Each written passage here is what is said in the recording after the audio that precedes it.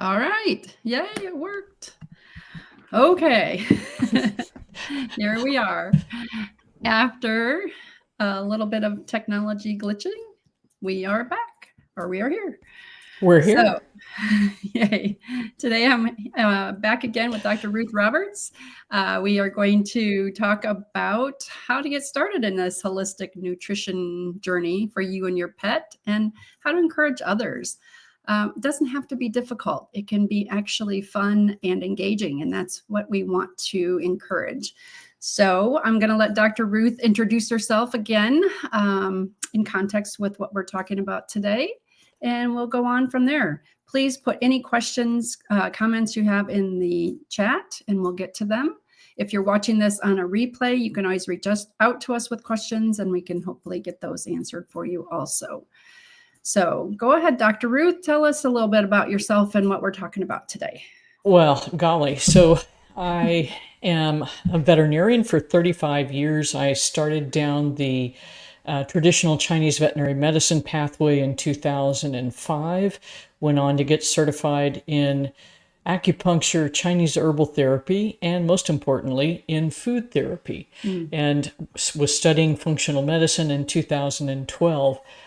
During that process of learning food therapy and Chinese medicine, one of my own dogs got sick and developed, which we talked about, bacterial endocarditis. Yeah. And food and developing a diet specifically to support healing the heart, along with Chinese herbals, was a radical change. And as I told you, Kay, we watched her lesion disappear from That's amazing.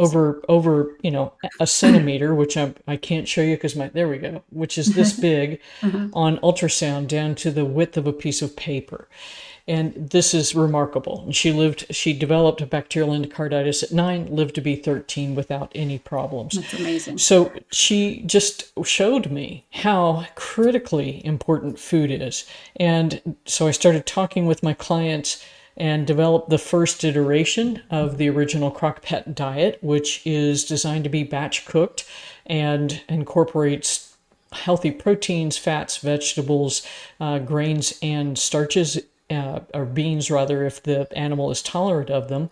Mhm. And in 2007, we had that first horrible pet food recall, and that recipe flew off the charts, or flew off the shelves, because people are like, what do I do? What do I feed my pet? I don't know what to do. And so people came in, got the recipe, and what they reported back was astonishing. The itching went away, the diarrhea went away, the stiffness, the mobility challenges went away. The dog was brighter, it wasn't as anxious. The cats weren't straining to pee. So it was just a radical change. And it's what that taught me is how important it is to make it easy to prepare Mhm. food for your pets, but also that people are really afraid to make a change, and understandably so, because my profession has been telling people for the last 40, 50 years that the only thing you should feed is in the bag, right? Right. And you got this education as Yeah, well in veterinary tech absolutely. school. So it's amazing. But what I realized is that we have to start somewhere and make it not scary. And one of the things that is so simple to do is, if people are eating vegetables anyway, is to cook a little bit extra for the dog. Pour Mhm. the water and the veggies over the top of the food and see what happens over 2 weeks. And for many dogs, this can be absolutely astonishing. We start to see their skin look better, their coat look better, they feel better. For Mhm. cats, it can be something super simple like a piece of a sardine out of a can of, ideally sort of wild caught stuff, but in Mhm. water, preferably, and not in an oil, especially not like sunflower seed oil or canola oil. So Right. simple changes can make a massive difference. And then from there, you can figure out, what else can I do on a consistent basis? And then that leads many people down the rabbit hole of going to an all fresh diet. Mhm. I agree, and a lot of times that's what people will come to me with of, my dog's just constantly itching, and they'll have the bully breeds, that tend to be itchy anyway, and that's the thing else. Let's just start with adding fish to the diet, and they're amazed at how quickly that it turns around, just getting those omega-3 and omega-6s balanced in the body. And and then they'll come and talk to me about more of it. And I've helped several of them transition that way. So yeah, starting out really, really simple, people. It doesn't have to It's be all or none. no, and I think that's what's made it so doable for so many Mhm. people, is realizing that just a little, just one small step, another small step, and then all of these things end up compounding into a massive shift in health. Mhm. So one of the things that, as you get into it, what Mary Jo and I used to do when we had 5 dogs and 5 cats, on a Sunday afternoon, we could knock out food for the month for all of them. And we did have quite a bit of freezer space, but that's another thing that I think people get daunted by, is like, oh my God, I can't do this every day. And you don't Mhm. have to. Mhm. So regardless of how you choose to feed, if you commit a time block, once a week, once a month, once every 2 weeks, depending on your freezer space, get it Mhm. knocked out, and then it's done. And then you're just pulling out what you need for that day, for the next few days Right. at one time, and it's ready to go. And it is so much easier to be consistent that way when you've got a plan pulled together. Mhm. I agree. I put aside about 2 hours every other Sunday, and that knocks it out for 2 dogs for 2 weeks. So Beautiful. yeah, and you just know that that's coming up. And if I know that I'm going to be somewhere on a Sunday, then I do 17 days worth, or whatever, and push it out a little bit. I've done up to 3 weeks at a time. But you're right, the freezer space is something. That was one of my first investments when I got my new home, is an upright freezer in my garage, and all it is stuff for the dogs. Right on, Very little right on. people food. With the So occasional treat stuck in there for you somewhere, that's hopefully. right. Once in a while, though, I'm like, oh yeah, I did put that in there for me. Right on. That's funny. So I think one of the other things too, for people that travel, often for work, this is, if you've got it knocked out in the freezer, then your pet sitter or the other Mhm. person in the house that maybe isn't as diligent as you are about pet care has a really easy way to feed your dog with ease. Just pull out the day's allotment of food, so to speak. Mhm. And the other thing too, I think that if 80% of the time the dog is, or the cat is, eating super healthy, good stuff and what is optimal for their body, if your pet sitter or your other person in your house needs to feed something not so great, Right. 20% of the time, that's okay too. It's kind of like us. If we can eat well 80% of the time and maybe have 20% of our meals be whatever the heck we want, Yeah. then we're way ahead of the game. Exactly. And that's all that balance over time. We're not worried about every single meal. We're not worried about every single nutrient. We're getting a good balance over time. So I Right on. agree. Yeah. And I love having the stuff in the freezer. You're right. For when pet sitters are here, she knows where everything is. She knows how to feed it. And it's easy. The first time she's like, okay, walk me through all this. And do. And now it's easy. Yeah. So that's a Now, very now she good knows the point. story. Right Yes. on. Yeah. Yes. So what changes will people notice pretty quickly? I know you mentioned maybe skin, but what other things? Yeah, I think most people are going to notice hair coat quality and Mhm. skin. Even with really simple changes of adding real food toppers to kibble, simply because the moisture increase is going to help the body have enough fluid and in the right format to do what it Mhm. needs to do. So we'll see the hair coat look a lot more lustrous. We'll see the skin start to get more supple.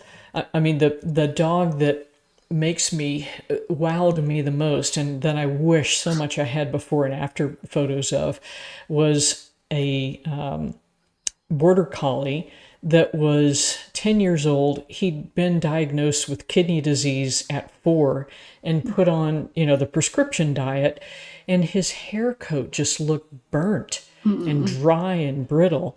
And so his mom, Carolyn, started, went right home, dove right into it because she never liked the kibble but didn't know what else to do, right? Mhm. She went right home, made up a batch of food, started introducing him to it over 4 days, got him completely on cooked food. In 2 weeks, he looked like a completely different dog because his coat finally had enough moisture. His skin was able to make the oils to keep the coat soft Mm. and beautiful. So it's just astonishing what can happen in a short period of time. I That's a think, great explanation of why the hair and skin is impacted. That lack of nutrition, the lack of the right oils, the body just can't maintain it.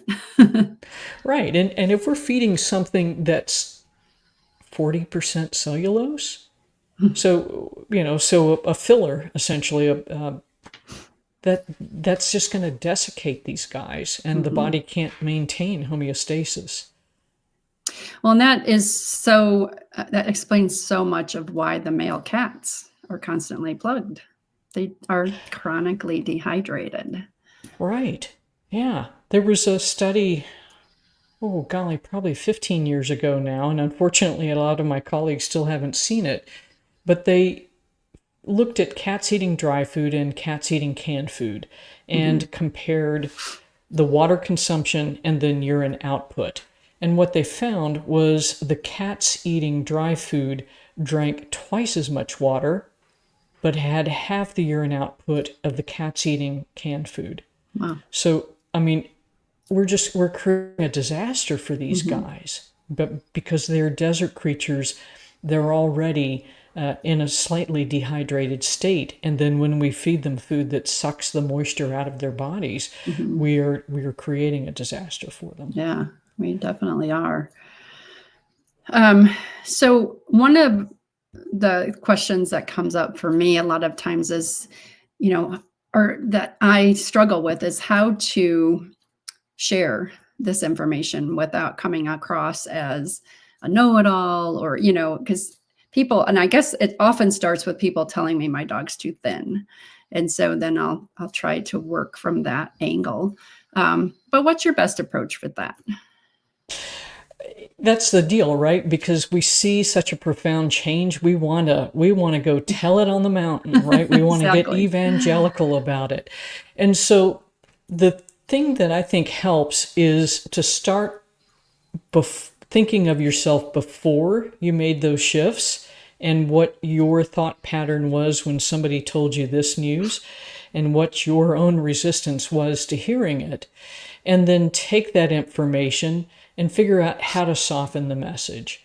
So, for instance, my mom said, "Your cats have the softest hair I've ever felt," because they all were eating cooked food.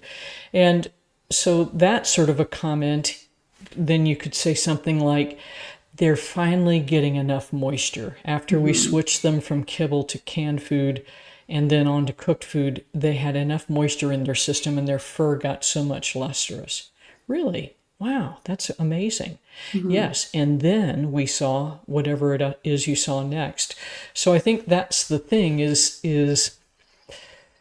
remembering how you felt about fresh feeding before you started doing it. And Mhm.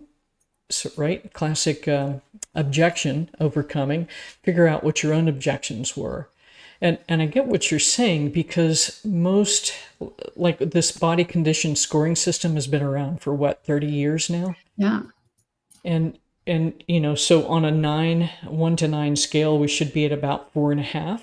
And Mhm. most veterinarians can't recognize that as a normal weight. So it's Yeah. it's hard because we're accustomed to seeing animals and people being overweight Right. and thinking that that's normal, but it's not.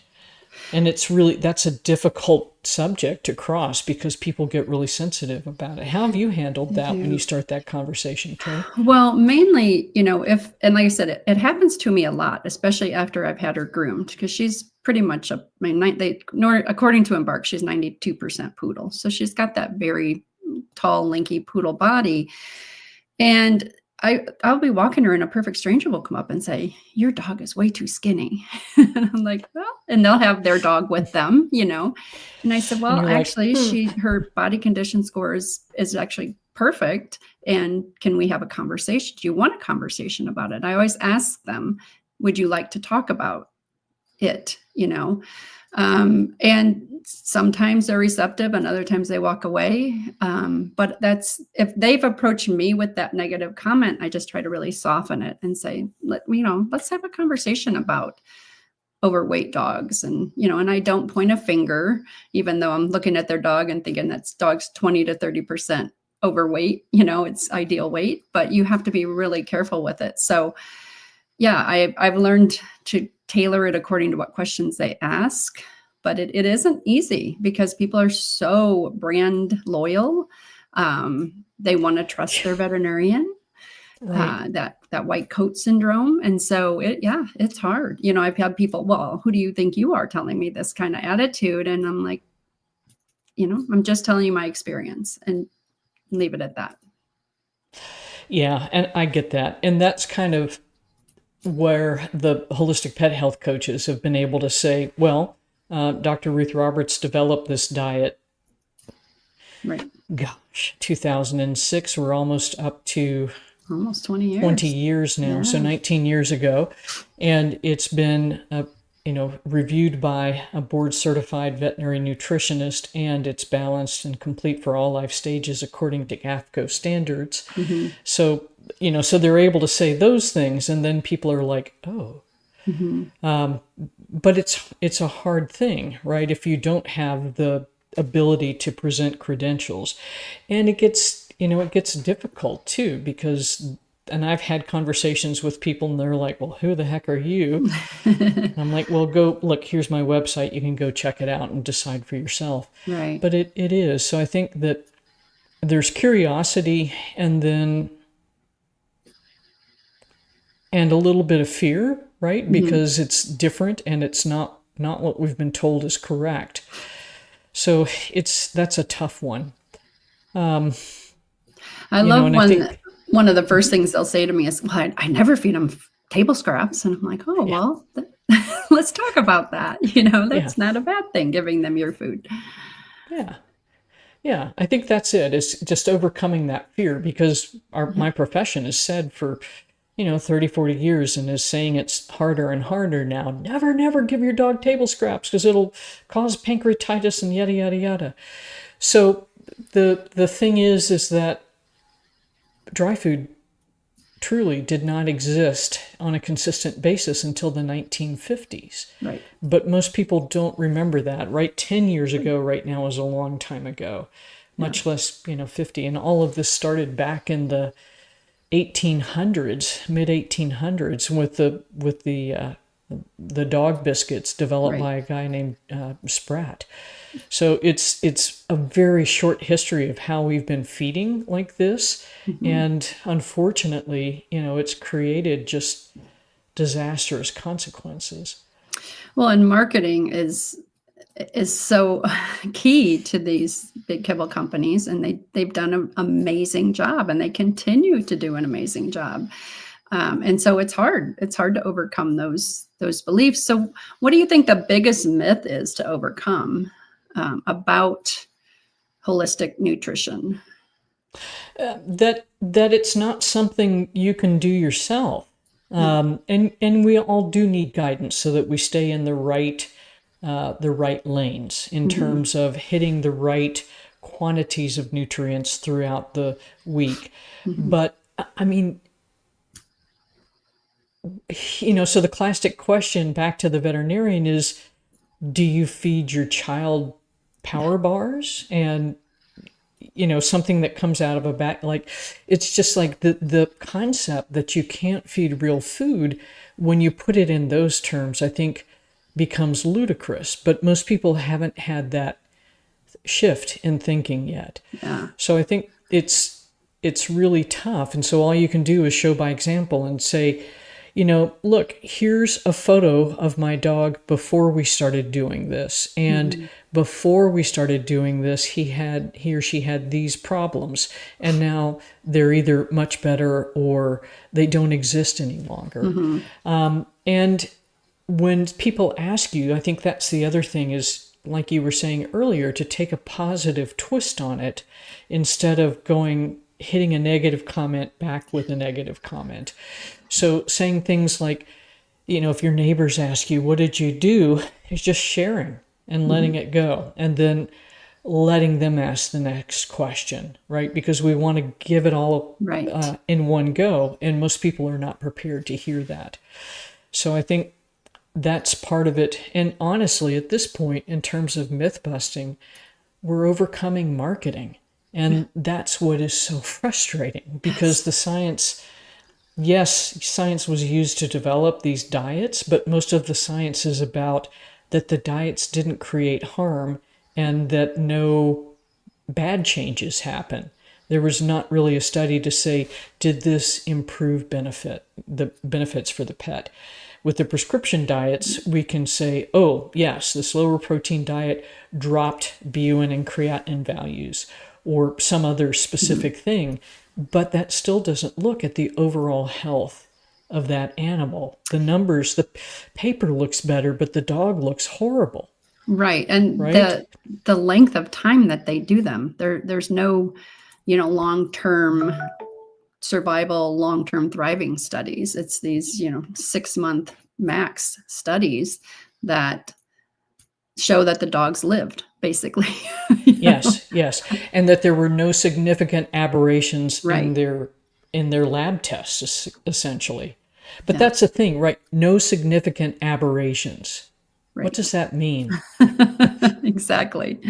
That Yeah, ALP of 250 is fine, yeah. right? So it's above the normal range, but it's okay. We'll just watch it, and that's kind of what happens in practice. But it's just incredibly frustrating, right? Because this is it. This is the science we're overcoming, and the truth is, the science is not about did this help improve this animal's wellness. It's just that it didn't kill him and it didn't make him sick. Exactly, and all of the I've heard so many people say, "Well, show me a study that shows that raw is better." And I said, this has been with veterinarians at conferences, and I said, "Well, can you show me a study that says that kibble is better?" Because there's not one out there. Right. And I think there's more evidence relating to microbiome. And Right. for instance, there is more evidence in terms of diversity and richness of the microbiome and less potentially pathogenic bacteria being in charge of the show. But this is it. We don't know actually if any of these foods improve life and quality of life in terms of scientific studies. What we have to show is experience from people that know Mhm. how to support animals with nutrition, whether they're CPCNs, whether they're holistic pet health coaches, Mhm. whether they have some other training in nutrition, and before and after photos. So I think this is kind of the deal is that this is where we probably need to start combining forces and and start keeping really good notes Mhm. in terms of where the animal was to start with and where they are 6 months later, a year later, 2 years later, and Right. what's happened. And this is Yeah. the difficult thing is that accumulating all this data to show, yeah, this really does change. I think one of the biggest myths that I constantly face with people is that bones are bad. Now, I know with your CrockPet diet, you don't use whole bones in there, but with the raw diets and even the gently cooked, some people will still use the raw bones.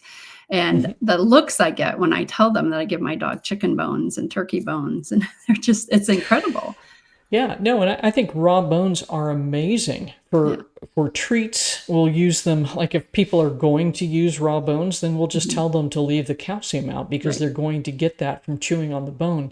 I mean, what an amazing thing because keeps their teeth clean, keeps their stress level down because they can go Exactly. do something and and just chew Yep. it out. Maybe I need a raw bone. But I mean, when little Hio was younger, we were able to give her tiny rib bones, and it was so satisfying to her to be able to sit and chew on that bone. As she got older, unfortunately, and she has no teeth, she cracked her jaw, so that came to an end. But we still try to find little soft things she can gnaw on so that she gets that release of stress. She gets to exercise all of those muscles in her jaw and face. Yeah, and that's a natural behavior. And people get so frustrated when their dogs chew the furniture or a shoe or, but if you're providing a species appropriate chew, guess what? You don't chew They get anything happy. else. Yeah. Right on. Yeah. Yeah. So Yeah. that's the biggest one I face when I talk to people about it. They're like, wait, what? You give raw bones? I'm like, yes, but make sure they're raw. I don't want you giving cooked Exactly. bones. And I don't Right. want you giving big femurs. Yes, those can break teeth. That's not what we're talking about. And then I, Yeah. give them the list of bones that we provide on our Feed Real site. And we talk about that. And why we do it. And I think those are always very good conversations. And sometimes that'll get them started in the direction. Right on. Right on. It's just, and that's it. It's just the ability to have a conversation is more and more difficult these days. And so if we can stay in a state of curiosity, if somebody asks us, well, why does your dog look like that? What do you mean you're feeding table food? And ask questions and get them engaged in the conversation, then I think that goes a lot further. I agree. Yeah, I definitely agree. Getting them engaged in the conversation. Like you said, people don't have conversations enough anymore, all the technology. And I think it's so important that we have the conversations when we're out and about. And, those people that stop me randomly, it's a great way for me to discuss it. And I always have my business card on me. Give them Right one on. if necessary and say, if you're curious, go to this website. And hopefully they do, for their dog's sake. So, yeah. Yeah. I mean, that's what it's all about, is how can we optimize health span, Yeah. not lifespan? Because, Right. man, there's the old joke about I ate all my vegetables, I exercised just to spend the last 10 years of my life in the old folks' home. And Right. that's not what we want for ourselves or for our dogs or cats. We want them to feel well and run along the cliff and then abruptly fall off. And that be Right. the end of their life. That's a beautiful way to end a good life. So Exactly. that's all of our goal, is to help you help your dog live its optimal health span. So if somebody was listening and they really want to do this as a way to enhance their income and get into the space of helping, what would your recommendation be? I think it just depends on where you want to start. So Mhm. if if your whole focus is nutrition, and that's kind of where you want to limit your focus, then CPCN may be the optimal thing. Mhm. But if you want to take nutrition and then learn how to apply that to specific health challenges that dogs and cats face, that's definitely where the Holistic Pet Health Coach certification program is going to be crucial. Mhm. Because one of the things that we're seeing is access to veterinary care is difficult. When Right. you get the care, it's here's the diagnosis and here's the bag of food and prescriptions, but with no explanation about what to do next, how to intervene and reduce the severity of the condition, or perhaps even make it go away. I mean, we've had that happen for almost every coach. They have a success story of helping get a dog off of Apoquel. And Mhm. it's not an immediate process, but if you, the pet parent, are willing to stick through the things you need to do, in 8 to 12 months, your dog can have a very different life. So I think Exactly. that is so important, because as coaches, they have the time to spend with you, the pet parent, so that you understand the steps and give you just enough steps to execute so that it's not overwhelming, it's not going to create harm for your dog or your cat. And ultimately, at the end of the day, you may make an investment with a coach, but what you're going to see is that your vet bills start to go way down. Mm-hmm. And that's, I mean, we've had folks that they're saving $3,300 a year because their need to visit with the veterinarian has just really Right. diminished to almost nothing. So Right. I think that's crucial, crucial, crucial. So if you're already in a position where people are asking you for your advice, you're a groomer, you're a pet sitter, you're a dog walker, you're a dog trainer, you have a pet store, this is becoming a holistic pet health coach is going to be something that amplifies your business. And if you've already seen results with your own pets, with your friends' pets, just by suggesting simple changes, you know you're heading in the right direction. Mm-hmm.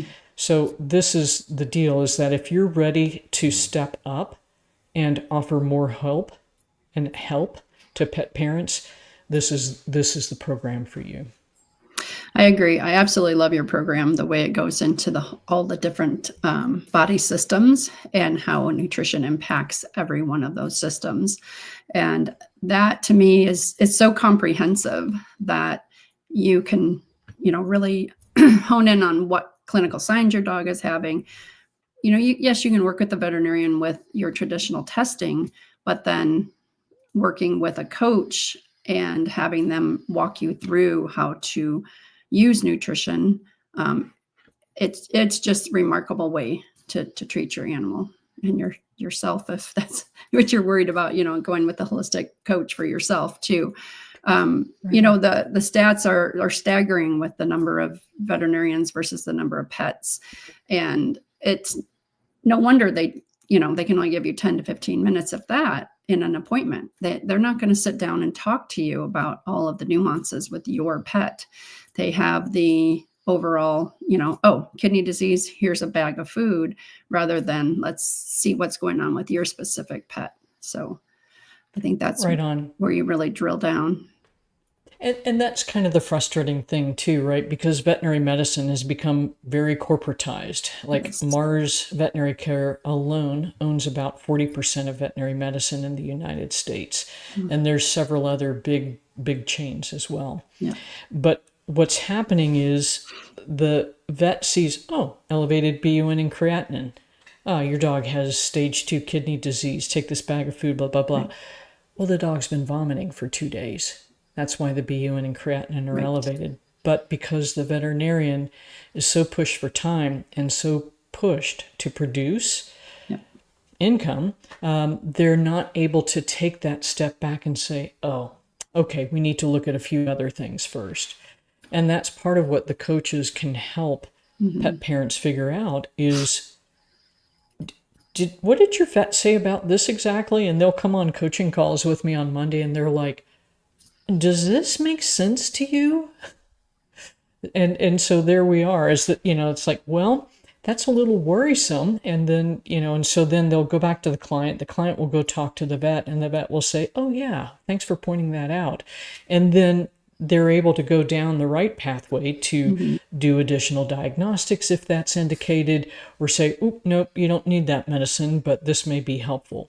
And so really this is one of the other big things the coaches are helping pet parents do, is to facilitate conversations with veterinarians so that when you're in the office at that appointment, you know what to ask, you know what to think about, and you have some idea of how the vet might respond and what additional questions would be helpful. Yes, absolutely. And I think just having those conversations with the coaches and understanding what to be watching for, because again, veterinarians aren't, like you said, that dog was vomiting, but that didn't even come up because the levels are high. And so those coaches can really help you hone in on what's going on with your specific dog. And yeah, just help you walk through the whole thing with the veterinarian. Because it is, I feel for veterinarians. I think they are so overtaxed with the number of pets that they are expected to see. And if they haven't gone off on their own into this more holistic space, it is very hard for them. So I am not vet bashing at all, and never will I, because I understand why it's just frustrating for the pet parents. And it's just really good for us to be able to give them other options with these coaches, with our CPCNs, all these different options to just help them get the information to the veterinarian better. Right on. And I agree, Kay. I mean, I don't know how veterinarians are getting through the day anymore right now Mm-hmm. because they are so overwhelmed, so overloaded, and they know they want to do better, but they simply don't have enough time, or they're not given enough time by their employers. So for those of you out there, my friends, I am astonished at the predicament you are placed in right now.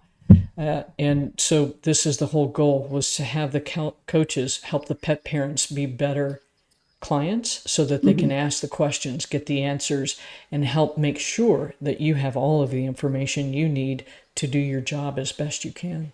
Yeah. Yeah. That collaboration is what we really want to encourage. And I know the couple of conferences we've gone to lately, they said, the veterinarians have said over 20% of their clients are asking about feeding fresh food and how to make it. And they admit to me that they don't They know don't know how. what to tell them, and Right. so they'll throw off go to Balance It or one of the other websites, but that's not, those are not the answers. And so, No. And yeah, that's it. I mean, that's ultimately my dream, and yours too, is to have CPCNs in veterinary offices yeah, or have holistic pet health coaches in veterinary offices yes, so that they can walk that client through what they need to do and be their resource person when right, problems come up. Because if it were easy peasy, it would not be there wouldn't be an issue with it. But particularly for pets that already have health challenges, hmm, this is something you need to take slowly so we make sure we don't create harm and only help to shift into a better place. right, right. And to understand that it is a process. There's steps that have to be taken in, a logical order. We're not just saying throw all this food at them and tomorrow they're going to be great. No, there's a lot more to it, especially like you said, if they're already having clinical signs and disease processes going on. So that is a um, big steps. And veterinarians, like I said, they just don't have the time. They don't have the energy to do all this. So we are there to help. And that's what I keep trying to push when I talk to veterinarians, is that we're not trying to replace you. We're trying to help you. Right. And it's all you said before. Fear is big part of it. They fear that what we're saying is making them look bad, and that's not our intention. So there's a lot of No, fear in there.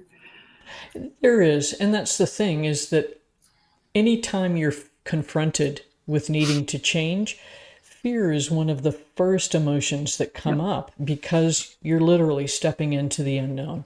So when I started talking to my clients about the original CrockPet diet, I was terrified because I was pretty sure the AFCO police were going to come and get me and drag me off, right? Yeah, exactly. And what would my colleagues think, and blah blah blah blah blah. But after the pet food recall, it was like, oh my! I mean, all of a sudden we had 1,000 dogs and cats on this diet, and it was just like I can never put a bag of food back in my practice. Yeah. Yeah. I know. And that's the whole thing too, is once you do know all of this, it's really hard not to stand on top of the mountain and shout it, because, we know the benefits. We know the harm that's being done with some of these other diets. But we have to be very careful on how we present it and how we go about, encouraging people. Um, Looking ahead, how do you see everyday pet parents shaping the future of our holistic space? What impact are they going to have? They already are. You just said it. Yeah. The veterinarians you're talking to have somewhere upwards of 20% of their clients asking them about fresh food options. And if we look at Mars bought Nom Nom, which is a fresh Hmm. food manufacturer that sort of shipped per order, for $1 billion 3 years ago. Yeah. Royal Canin, owned by Mars, now has a fresh food option. Hmm. Is it what you and I would like to see? No. But No. this is the impact of you pet parents saying, I want change. This bag of food is not doing it. Right. What else do you have, Doc? And so Mars made that decision to move forward into it. They saw the trend coming. So you have power. When you say, this isn't working, what Right. else can I do? And start looking for answers. If you find the right guide, if you find the person that can help you bring about the change in your dog or your cat that you want to see, that's when the magic starts to happen. That's when your vet says, I don't know what you did, but keep doing it. And then a year later, they say, what exactly did you do? Right. And so this is how a couple of my coaches have actually gotten jobs in veterinary clinics. So that went from, I don't know what you're doing, but keep doing it, to what exactly did you do? And I love that. hey, I've got this dog that has X, Y, and Z. What would you do for that dog? Yeah. And then finally, they got brought in to help support the veterinarian and the clients. I I mean, love that. that's what we want. We want Well, that and collaboration. consumerism is powerful. If we make the choices as consumers that we are not going to continue to buy this junk, they have to shift. And that's what we saw with Mars, right? And so we're going to start seeing some major marketing shifts.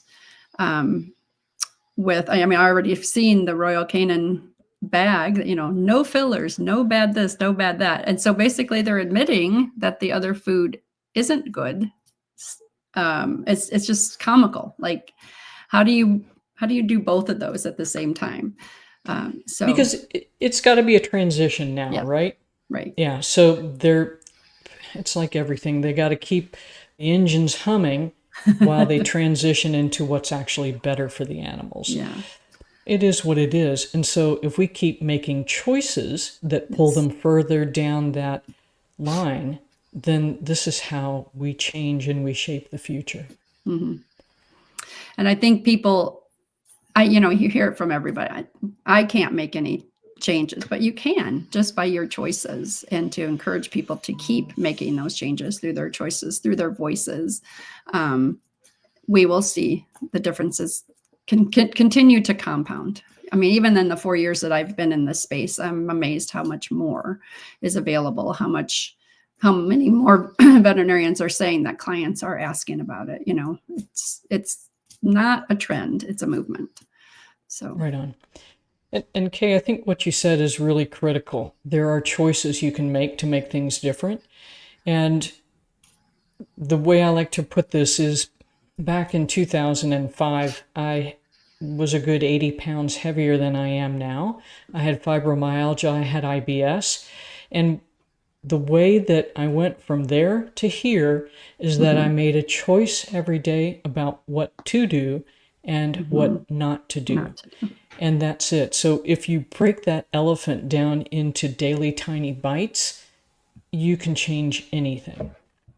And that's a huge thing to say. It's a daily change, small steps. We're not saying do this all at once. And I've got a couple of people in my life that need to make some significant health changes, and that's what I tell them. One small change at a time.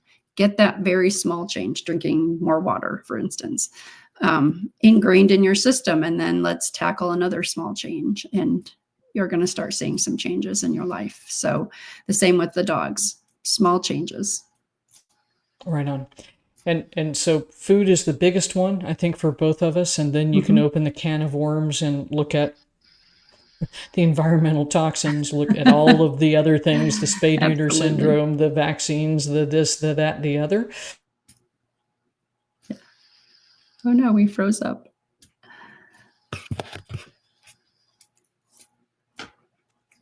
Okay, there you are. You froze for a minute. Sorry. No, it's okay. That's just it. We're not saying let's just do this all at once. And I kind of felt like I was, when I got into this space because of my position and learning about everything, I felt like I had to do a 180 on everything. And it was daunting, but that was my role. And I'm a very open-minded person. And so I was able to absorb it all, but it is a lot. And we don't want to throw too much at people. So we start with the nutrition piece and we go from there. Right on. Because the last thing any of us wants is for you to be so overwhelmed by the stuff out there that you do nothing. So Do Yes. the thing that you know you can commit to today.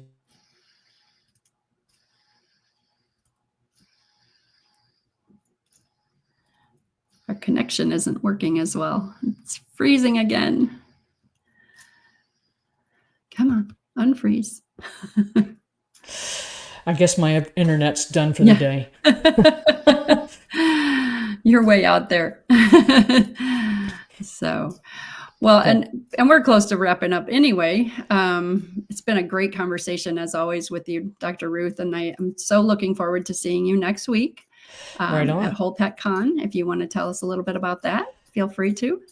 Right on. So if you are in the Kansas City area, September 13th from I think 8:30 until 5 p.m., we are having an event at the Overland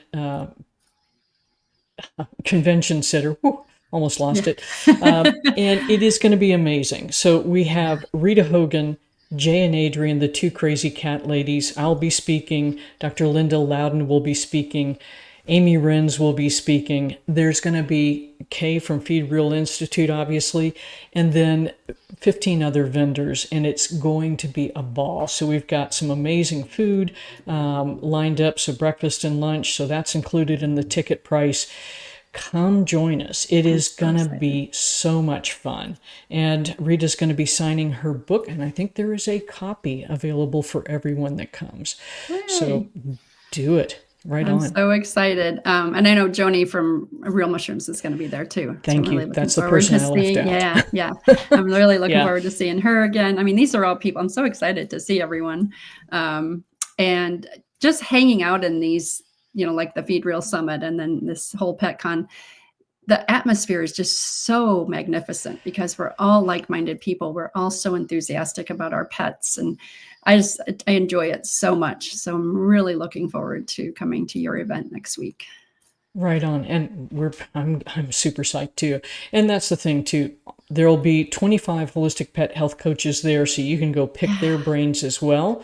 And the day before, actually, we're doing a CE event for the coaches, and so that will be a lot of fun too, because we spend all year in front of a Zoom screen, and then we get to actually see each other in person and give that big hug we've been wanting to give. I love that. Yes. So I am so looking forward to seeing you then. Until then, anybody that has any other questions, you can always put them on this chat if we didn't get to them. And just thank you for joining us, and we'll see you soon. Very soon. Thanks. All right. You're Ciao. welcome. Bye-bye.